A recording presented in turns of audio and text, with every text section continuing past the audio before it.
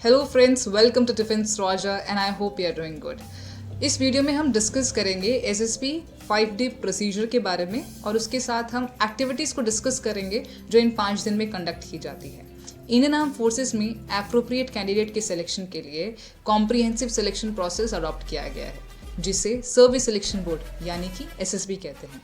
SSB जो किसी भी कैंडिडेट को ऑफिसर कैडर के लिए सेलेक्ट करने का करंट सिलेक्शन सिस्टम है जो कि 5 दिन तक चलता है और इसमें कैंडिडेट्स का ऑब्जेक्टिव असेसमेंट किया जाता है। इसी के साथ साथ कैंडिडेट के साइकोलॉजिकल एंड मेंटल रिवर्सनेस, जिसमें पर्सनालिटी के ओवरऑल असेसमेंट के साथ साथ एग्जॉस्टिव पर्सनल इंटरव्यू भी कंडक्ट किया जाता है।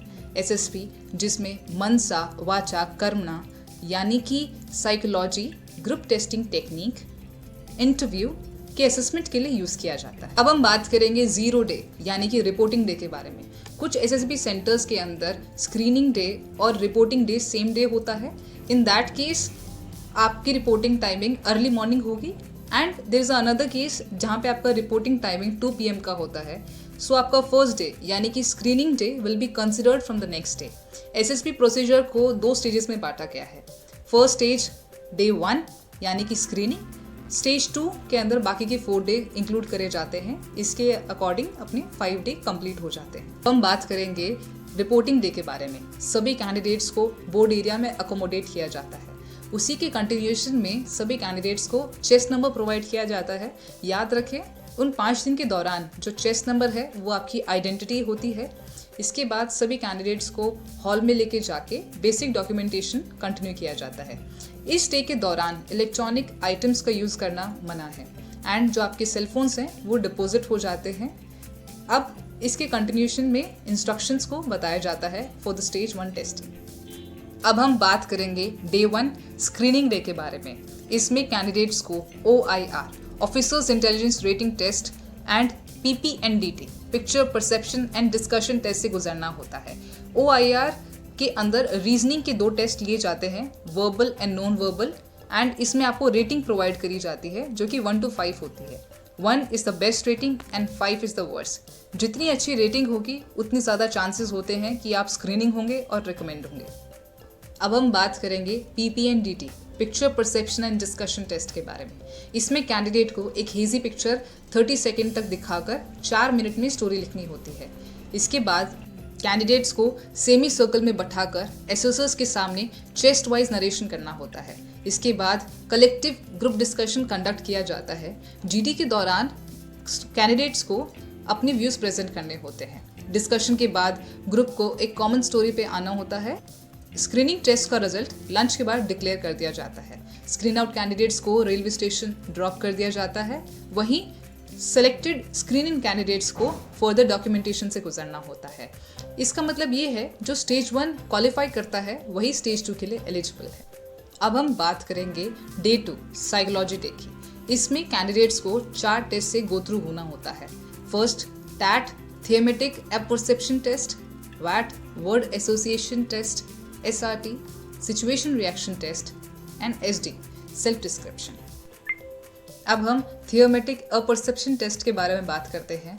इसमें आपको 12 पिक्चर्स दिखाई जाती हैं और जो 12th पिक्चर होती है वो एक ब्लैंक स्लाइड होती है।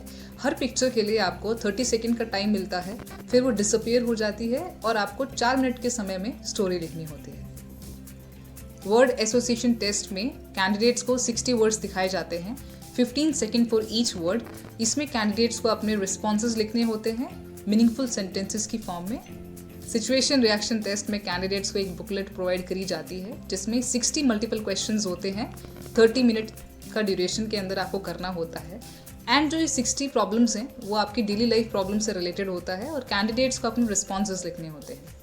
डिस्क्रिप्शन के अंदर कैंडिडेट को 15 मिनट में 5 टॉपिक के ऊपर जो कि उन्हीं से रिलेटेड होते हैं उसके बारे में लिखना होता है, जैसे कि what are the opinions about the following about you, parents और guardian, friends, teachers, self opinion and what are the qualities you want to inculcate in yourself. इसके बाद PIQ फॉर्म फिलअप कराया जाता है। पर्सनल इंफॉर्मेशन क्वेश्चनर, इसकी 2 copies ली जाती हैं, एक इंटरव्यूइंग ऑफिसर के पास जाती है और दूसरी साइकोलॉजिस्ट के पास जाती है।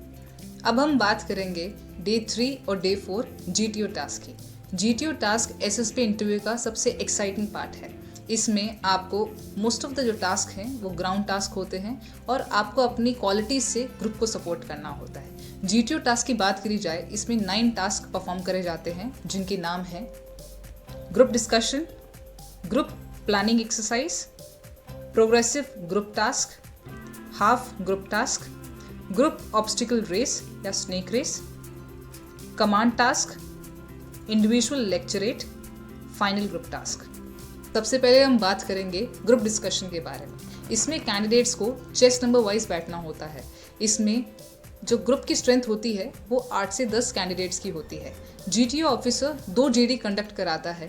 पहले GD के अंदर ग्रुप को चॉइस दी जाती है अमंग 2, एंड जो सेकेंड GD कंडक्ट करा जाता है वो GTO ऑफिसर की चॉइस का होता है। हर GD का ड्यूरेशन 15 से 20 मिनट का होता है एंड कैंडिडेट्स को अपने पॉइंट ऑफ व्यू एक ऑर्डरली मैनर में प्रेजेंट करने होते हैं। अब हम GPE ग्रुप प्लानिंग एक्सरसाइज के बारे में बात करेंगे। GPE में कैंडिडेट्स को रियल लाइफ केस में बताई गई 3 से 4 प्रॉब्लम्स को प्रायोरिटी वाइज बेसिस पर इंडिविजुअल रिटन सोल्यूशन देने होते हैं।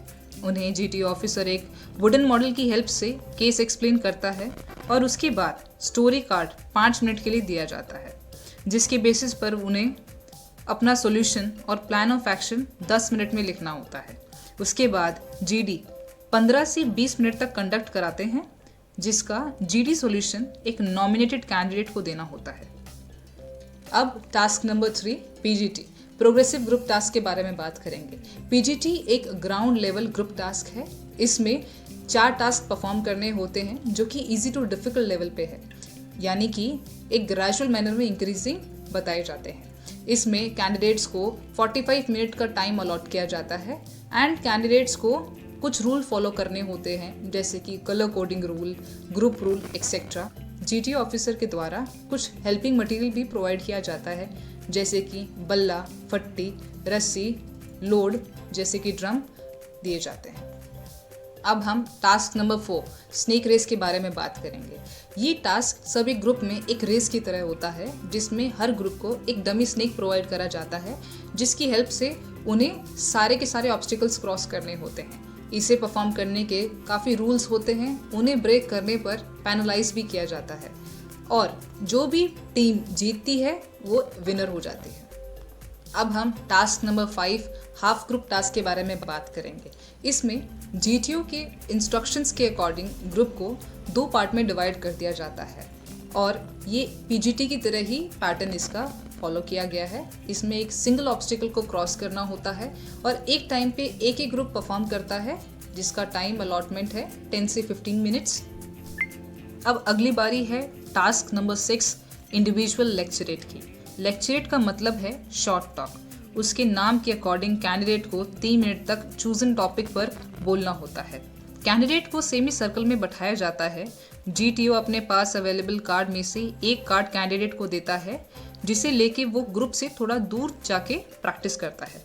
उसी के दौरान दूसरा कैंडिडेट 3 मिनट तक अपने चूजन टॉपिक पे लेक्चर डिलीवर करता है। एक कार्ड में 4 टॉपिक होते हैं, जिसमें से कैंडिडेट को एक टॉपिक चूज करना होता है। अब हम बात करेंगे GTO series task number 7 IO यानी कि इंडिविजुअल ऑब्स्टिकल की। IO अपनी चेस नंबर के अकॉर्डिंग इंडिविजुअली परफॉर्म किया जाता है, जिसमें अलग अलग डिफिकल्ट एंड मार्किंग में टोटल 10 ऑब्स्टिकल्स होते हैं। हर ऑब्स्टिकल एक डेजिग्नेटेड मार्क का होता है, जो कि टोटल 55 मार्क्स होते हैं। कैंडिडेट को ऑप्टिमाइज पाथ बना के 3 मिनट के अंदर परफॉर्म करना होता है। अब हम बात करेंगे GTO task number 8 command task की। कमांड टास्क में वैसे तो 3 कैंडिडेट्स परफॉर्म करते हैं, पर असेसमेंट सिर्फ एक कैंडिडेट का ही होता है, जिसे कमांडर डेजिग्नेट किया जाता है। बाकी 2 कैंडिडेट्स सबऑर्डिनेट की तरह एक्ट करते हैं। GTO उसके अकॉर्डिंग एक टास्क अलॉट करता है, जिसका टाइम ड्यूरेशन यूजुअली 15 मिनट्स का होता है एंड ग्रुप में हर कैंडिडेट को कमांडर बनने का मौका दिया जाता है। अब हम GTO सीरीज के आखिरी task number 9 final group task के बारे में बात करेंगे, जो कि आउटडोर टास्क होता है और एक ग्रुप पे परफॉर्म किया जाता है।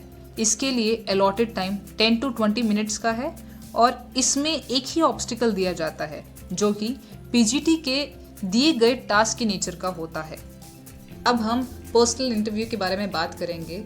हर कैंडिडेट का पर्सनल इंटरव्यू टेस्टिंग डे 2 से डे 4 के बीच में कंडक्ट करी जाती है 1 by 1, और एक टाइम पे साइमल्टेनियसली काफ़ी कैंडिडेट्स का इंटरव्यू चलता है। और एक जर्नल इंटरव्यू का जो ड्यूरेशन है वो 30 से 45 मिनट्स का है। इसमें आपसे पर्सनल लाइफ से related question, national international news से रिलेटेड क्वेश्चंस और PIQ फॉर्म से रिलेटेड क्वेश्चंस पूछे जाते हैं। एक चीज़ का ध्यान रखें, जो डेटा आपने PIQ फॉर्म में मेंशन किया है उसके अकॉर्डिंग ही आप आंसर करें। अब हम कॉन्फ्रेंस डे के बारे में बात करेंगे। कॉन्फ्रेंस हॉल में एक एक करके कैंडिडेट्स SSB बोर्ड मेंबर्स के सामने जाते हैं। वहाँ पे जितने भी ऑफिसर्स होते हैं वो अपने यूनिफॉर्म में प्रेजेंट होते हैं, एंड वहाँ से एक officer, usually president, basic questions पूछता है, जैसे how was your stay, which places did you visit here, any suggestions to implement, and then candidate conference hall से चला जाता है। कॉन्फ्रेंस के बाद कैंडिडेट्स को रिकमेंडेशन एंड नॉन रिकमेंडेशन के बारे में बताया जाता है। रिकमेंडेड कैंडिडेट्स को फर्दर डॉक्यूमेंटेशन और मेडिकल पर्पसेस के लिए लेके जाया जाता है, जबकि नॉन रिकमेंड कैंडिडेट्स को रेलवे स्टेशन ड्रॉप कर दिया जाता है। इसी के साथ जो हमारा 5 डे प्रोसीजर ऑफ SSB का लेक्चर यहीं खत्म होता है। अगर आपके डाउट्स हैं तो कमेंट सेक्शन में बताइएगा, and for more such content follow defence Roger. जय हिंद।